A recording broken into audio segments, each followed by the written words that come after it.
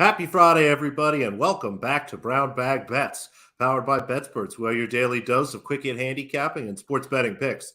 I'm Alex Christensen, and joining me, as always, is Mr. Andy Molitor. And as is Friday tradition, to jam pack as many sports as we can in before the weekend, we weave in a third man, Mr. Matthew Rooney, who's looking kind of tan. Have you been like out in the sun? What happened to you? It was down in Florida for a week, and I got pretty sunburned. But as I say, when you get sunburned, eventually it just turns into a tan. So now I'm getting into the tan phase of that sunburn, and it's nice. I'm not nearly as red as I was on a couple calls earlier this week, where Andy would just pop in and immediately be like, "Holy hell, Matt, what happened to your face?" Well, Andy was burned last week. You're going to be burned this week. I'm going to be missing some shows next week. I might be burnt the week after. This is fun. We'll take Okay, turns. just don't put on sunscreen next week when you go wherever you go, so we can, you can get that burn like me. Oh, you are going somewhere nice then. I was worried it was like a work conference in like Poughkeepsie, and you would be like, "Oh, I'm going to Wilkes Scranton." Like this is gonna be awesome. So at least you're going somewhere nice. And yes, we're dumb. We don't wear sunscreen. You should wear sunscreen. And Matt was an absolute fucking lobster on like Tuesday. Yeah. It was pretty bad Crispy a couple Irish days ago. skin. When you're on the camera too, I mean, it was the nose and the forehead that were the worst, and that's obviously what kind of sticks out the most. But I'm doing okay now. I look fine. But yeah, it's spring everywhere except the north and Los Angeles, which is getting like hail and snow. Because good, suck it, Drew. Like for once, you have bad weather. Every time he's like go skiing anyway. Yeah, He's every time he does a show from like the beach or something. Good to have bad weather, but it's kind of spring. We have some Cactus League baseball today. It's kind of, you can go by the meteorological spring. You can go by what you think is the spring. Baseball kind of marks the spring for me. Real baseball really does, but it's like a harbinger of like, oh shit, the weather's it's gonna turn eventually here. We're having baseball games. That's a trip I haven't made, and I feel like I will, and I don't know if it'll be to Florida, even though my twins play in Florida. I think I would rather go Cactus League.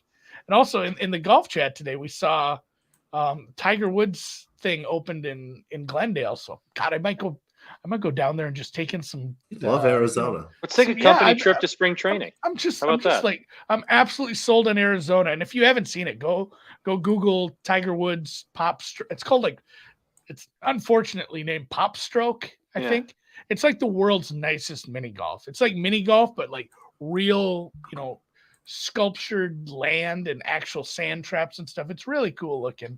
I want to go check that out. There's going to be a few of those sprinkled throughout the southern United States here very soon. Someday. I love the sound of that. I know. But I digress. We're 3 minutes deep. We haven't even gambled yet. It's okay. We'll start. Just catching up. We're old friends catching up. I've been gone for a while. Speaking of nice places, we'll head a couple times.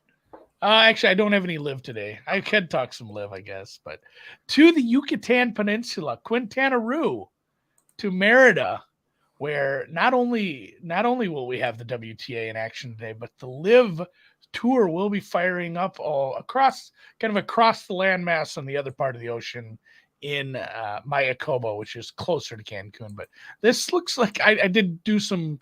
You just Google like Merida, Google Images. It doesn't look too shabby. Pretty nice down there this time of year. It's lovely down in Mexico. And again, it's in the nice, safe part, which is always good. But 4 matches left in Merida. And one that sticks out to me, a short underdog here. Elisabetta Cocciaretta was just about plus 100, plus 105 here before I jumped on the show. It looks like she might have taken some money. But again, if you could find anything better than standard juice, she goes up against Katerina Siniakova.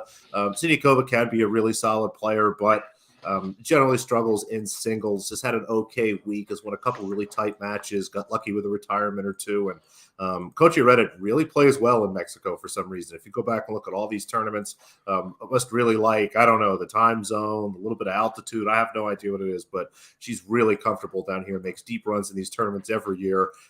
Love the way she's playing, and had her as a pretty solid favorite, minus 135, almost minus 140. So, again, anything better, minus 110 or better looks good. Again, adjusted things down a little bit. Siniakova's form has been pretty good, but I like Cocciaretta quite a bit in this spot. So we'll play her. That should be the night match this evening in Merida. Night match. Plus money tennis. I like it. Ooh, night moves. And Lee Hodges down in Florida. Lee Hodges. I have him in a matchup. I have him as an outright. He's not winning this tournament, but he was playing like absolute garbage just at the 36th hole, which is the final hole before they do the cut. He was looking like he needed a birdie to maybe make the cut line. And you know what that son of a bitch did? He chipped in for eagle. God bless his heart. Because, that is so much fun. There's nothing better than chipping in. Yeah, it's like 50-50 plus one even, but now he does sit at even par, which more than likely gets him to the weekend. Thank God for that. I needed some luck. If it weren't for bad luck, I'd have no luck at all. Although I did win my CBB bet last night. I didn't stay up that late. That game started at 10 p.m. Eastern. So that was a catch it in the morning. I did go back and look at that. I'll go get into that later. I do have a golf bet. I better get to this quick because these guys are teeing off in like 25 minutes, half hour, something like that. JT, the postman, over Ryan Palmer. I'm laying the half stroke, getting this at even money. This is for just round 2. These are afternoon rounds. We're going to be playing with a little wind. The wind's going to kick up. All the weathermen agree now that the wind is going to be a little heavier in the afternoon, 15, 20 mile an hour gusts. This is, again, based off a better ball striker, a better approach player, and honestly, a better putter. Like you go across the board here. His short game is much better too. Form is better. And then I did put in some more granular things as I was looking at this field. I said, avoiding driving to the right because there's so much water on the right, playing better on par 4s, avoiding bogeys, avoiding doubles, scrambling as, some of these greens can be a little hard to find, and posted checks out in all those boxes. In fact, his scrambling is top 20 in the field, whereas Brian Palmer is below average approach. So I'm going to lay it here in an afternoon round and just hope for the best, because yesterday, excuse me, I just ate gravel for breakfast again. Actually, goddamn it, you know what I had for breakfast? Oops, if you can guess. I'll give you one guess. Did you go to the bar? No, it was at home. Something with ground beef in it. It was beef. I ate a New York strip steak at 6 a.m. I was going to guess steak and eggs.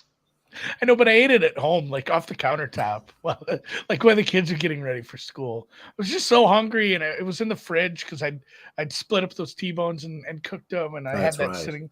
I'm like, I'm gonna warm this up and eat this. So that sounds pretty good. Yeah, it was pretty good. Steak and eggs. I just said steak and eggs. Hold the eggs, because the eggs are more expensive than steak right now. Meals are a construct of the man. Eat whatever you want whenever you want. You want an afternoon pancake? Go for it. I had it off a plate, Dan, not off the countertop. But you did say off the countertop. I know, but I didn't. It wouldn't shock me. No, I'm about to. Oh God. So Go on. I just told Dan this in the chat. Go on. I have all the fixins for a Southwest salad. I have salad. I have chicken that I've cooked. Good to have salad if you're making a salad. I have the tortilla strips. I have the pepitas. I have the lettuce. I have some corn. I have some salsa I'm going to put on there. I have cherry tomatoes. I brought a fork. I did not bring a bowl to work. But yesterday, me and the kids went and got pizza. So I have a pizza box from yesterday. I'm really close to just saying I'm going to make a salad in this pizza box from yesterday. Well, I don't know. What's the salad in? Is the salad in like a container or a bag? It's in a big container, but like it's one of those big one of those big rectangles where it's like I won't use all the salad. So it's like I thought about just like throwing part of the salad somewhere else. I don't know. It's like the goat and the sheep and the why can't you just make cabbage, it all like getting all across the river? The fox, the rabbit, and the cabbage. Why can't you just make it all at once in the big container and then eat whatever you want? Then you just have a giant Southwest salad. You can get more lettuce. It would be the biggest Sam salad of all time. But just like what the kids whatever you don't eat, just put in the fridge and have it later. All right, but I would have dressing on. All right. I'm rethinking this. I might do the pizza box anyway because I committed. You know what? If you do the pizza box, can you do me a favor? Can you like kind of just take a little video of it and put it in like the Slack channel so we can see the process? Because I'm very intrigued by the result of how it would look of you putting the salad in a pizza box shaking the pizza box to kind of move everything Oh, around. do you remember McSalad shakers? Where you could get them at McDonald's and you put the dressing and you shook them. It was like the precursor to Unfortunately, the. It was the I precursor actually to miss the, McDonald's salads. to They were the good. shake weight. Those were kind of good. So, all right, and that R.I.P. grilled chicken. when we talk grilled chicken, we segue to the NHL. There's no. Yeah, I was really intrigued to see how you did that one. Yeah, pizza box, salad, NHL, but it is Mr. Matt Rooney here on a Friday. We better have some goddamn hockey bets. Rudy. We do. We actually there's only 5 games or so across the league tonight. Your Wild do play, and I have them in a matchup. I've been on Patrick Kane watch for the last little while, but last night it even seemed to pick back up. So I've been just refreshing Twitter nonstop, and I maybe want to grab a New York Rangers future right now because I think that's where he's going to end up. But I have 2 picks tonight, actually involving both your teams. I have a Flyers and I have a Wild. Starting with the Flyers, we're going to take over 6.5 at plus money there. 2 teams in the Canadiens and the Flyers that don't score a ton. They're both averaging the Montreal's 2.67, Philly's 2.68 goals a game, but both teams allow a lot of goals. Montreal's allowing just over 3.6. Philly's allowing 3.2. You look at the way these 2 teams have played. Each of their last 5 have either gone over 6.5 or just hit right under at 6. So both of these teams not necessarily playing the best defensive hockey as of late and scoring a little bit more themselves as well. So we're going to take that over 6.5. It's a Friday night over, 2 bad hockey teams and plus money. Let's take it. Let's watch it. It's an early one.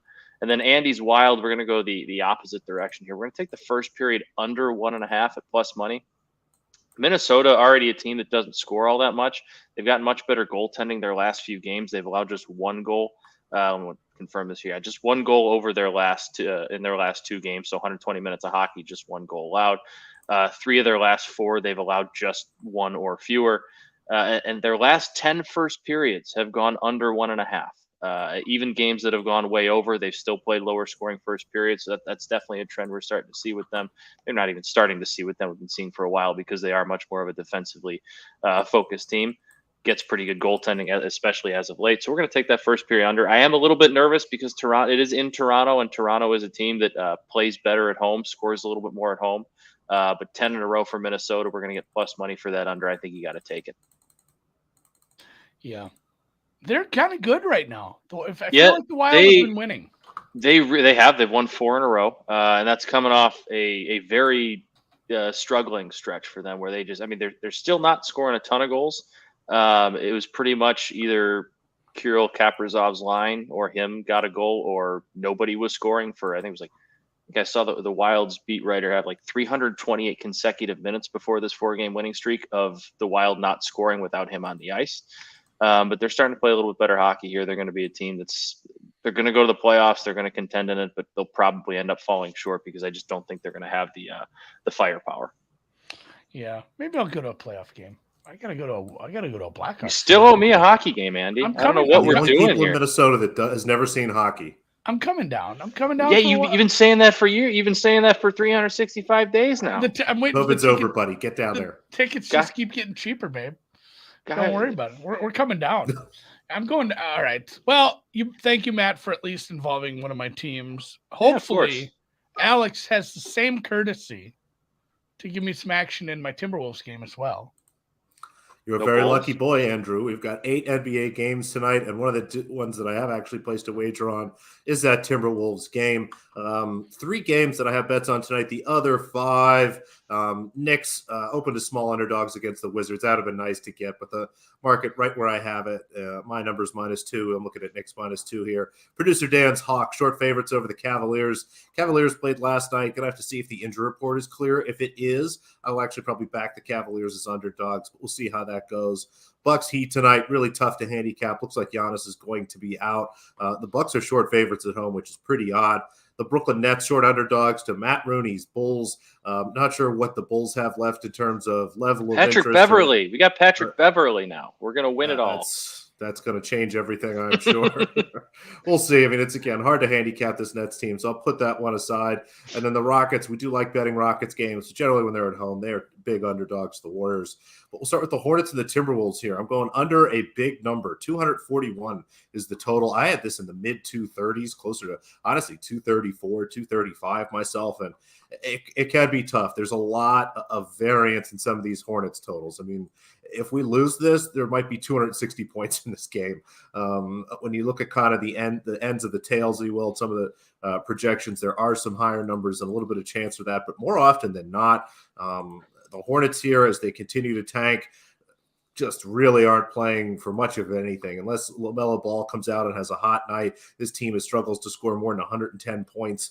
The Timberwolves have been happy to play a little bit slower pace at home. It's also the second night of a back-to-back there, so we'll see some tired legs, maybe some less shooting efficiency there. Tend to see under sometimes, especially when that second game, again, is at home. So a lot of things add up for me. I like the under here. And again, it's always tough betting a Hornets under, but let's do it. Give me under 241 in the Timberwolves Hornets game tonight. The Thunder plus 7 points.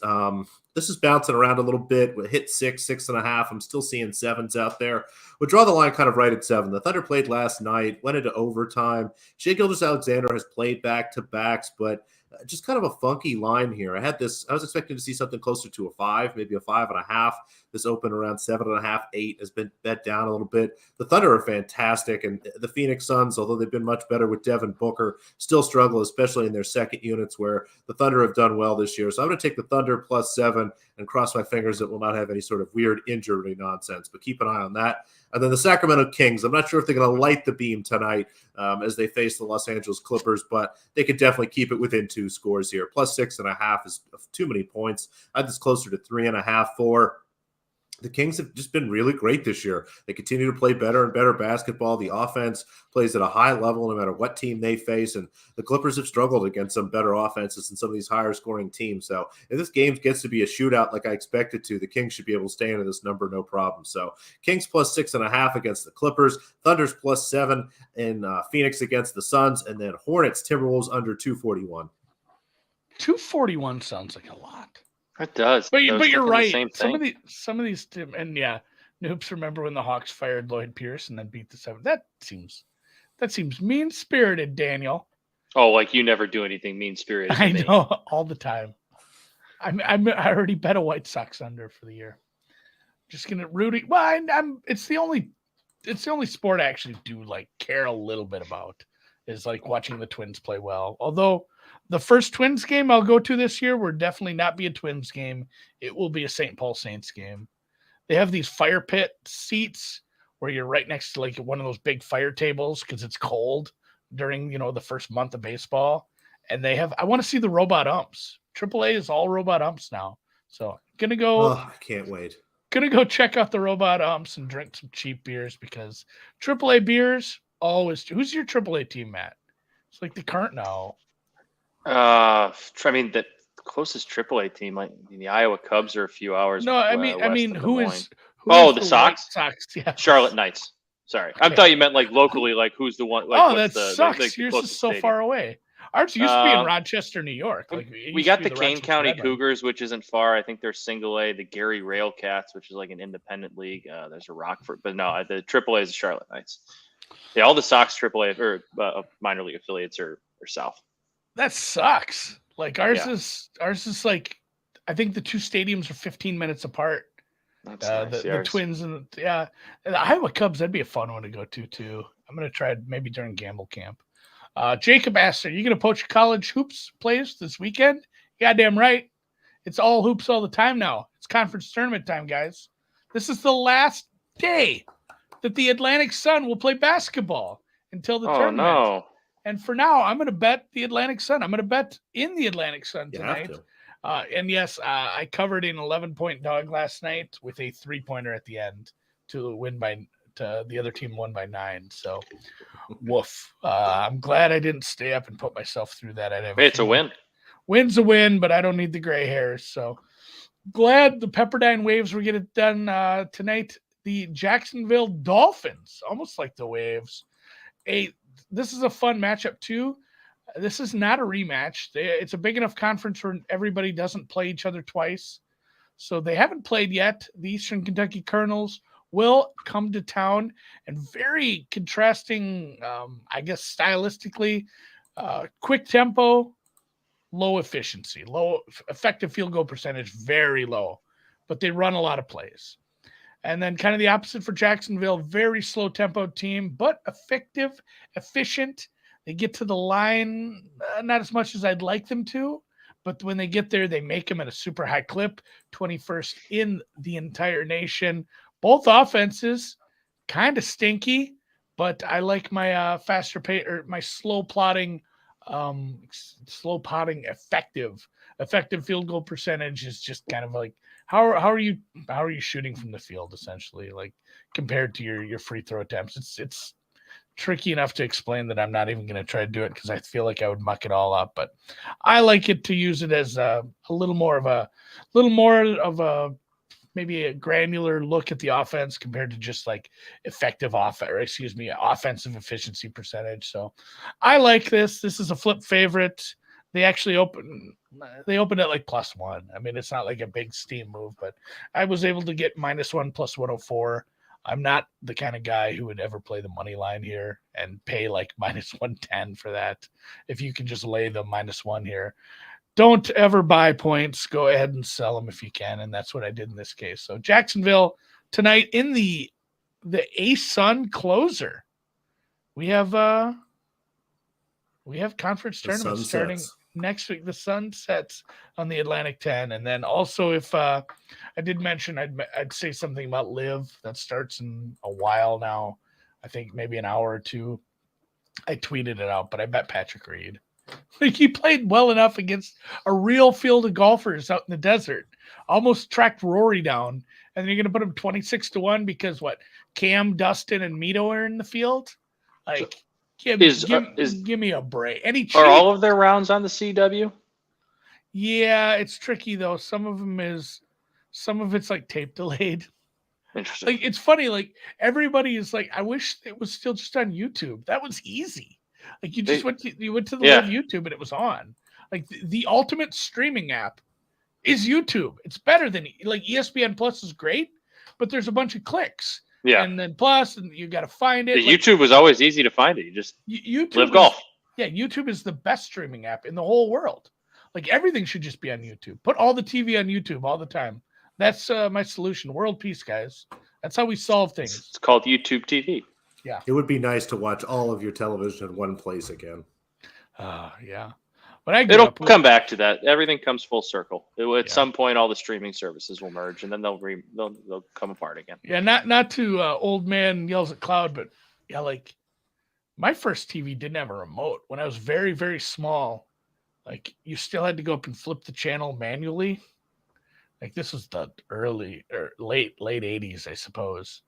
Like, we were probably just poor and we had a shitty TV, but like, that was my job to switch the channel because he didn't have a clicker yet.